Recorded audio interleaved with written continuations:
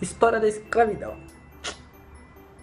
Ao falarmos em escravidão, é difícil não pensar nos portugueses, espanhóis e ingleses que superlotavam os porões dos seus navios de negros africanos, colocando-os à venda de forma desumana e cruel por toda a região da América. Foi mal.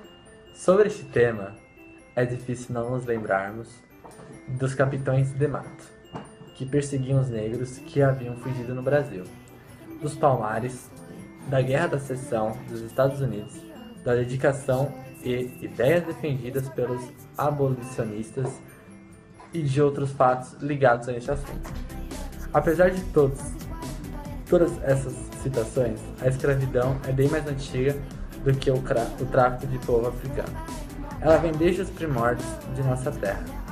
Quando o povo africano, ela vem desde os primórdios da nossa história.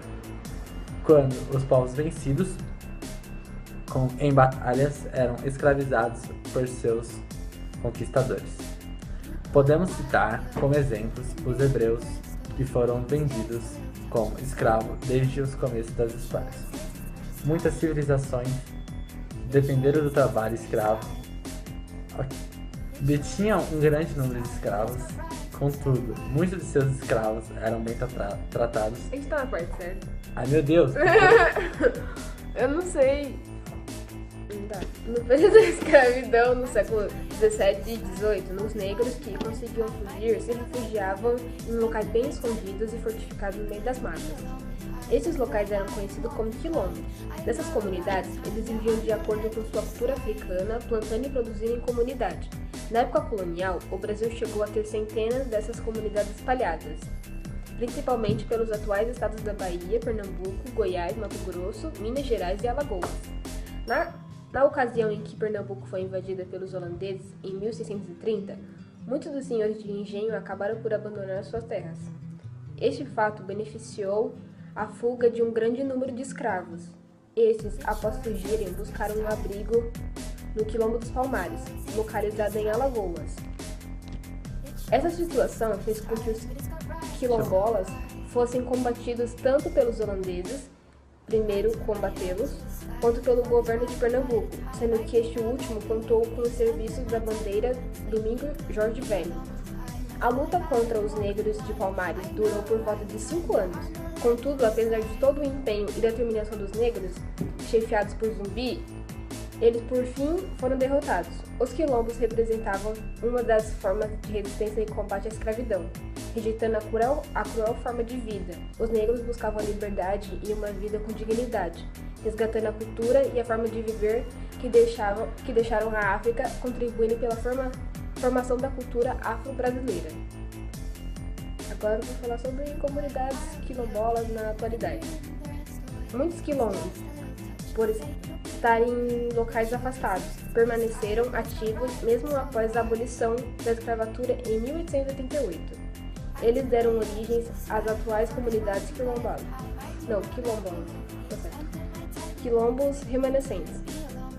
Existem atualmente cerca de 1.500 comunidades quilombolas certificadas pela Fundação Palmares, embora as estimativas apontem para a existência de cerca de 3.000. Grande parte das comunidades está situada em estados da região Norte e Nordeste. Concluímos. Ao falarmos em escravidão, é difícil não pensar nos portugueses, espanhóis e ingleses superlotando os porões dos navios de negros africanos, colocando-os à venda de forma desumana e cruel por toda a região da América. Sobre esse tema, é difícil não nos lembrarmos dos capitães de mato, que perseguiam os negros que haviam fugido no Brasil, dos Palmares, da Guerra da Secessão dos Estados Unidos, da dedicação e ideias defendidas pelos abolicionistas e de muitos outros fatos ligados a este assunto. Apesar de todas essas situações, é bem mais antiga, a escravidão ela é bem mais antiga do que o tráfico de povo africano. Ela vem desde os primórdios de nossa história, quando os povos vencidos em batalha eram escravizados por seus conquistadores. Podemos citar como exemplo os hebreus, que, por exemplo, foram vendidos como escravos desde o começo da história. Muitas civilizações usaram e dependeram do trabalho escravo para a execução de tarefas mais pesadas e rudimentares. Grécia e Roma foi uma delas. Estas detinham um grande número de escravos, contudo, muitos de seus escravos eram bem tratados e tiveram a chance de comprar sua liberdade. No Brasil, a escravidão teve início com a produção de açúcar. Na primeira metade do século XVI, os portugueses traziam os negros africanos de suas colônias na África para utilizar como mão de obra escrava nos engenhos de açúcar.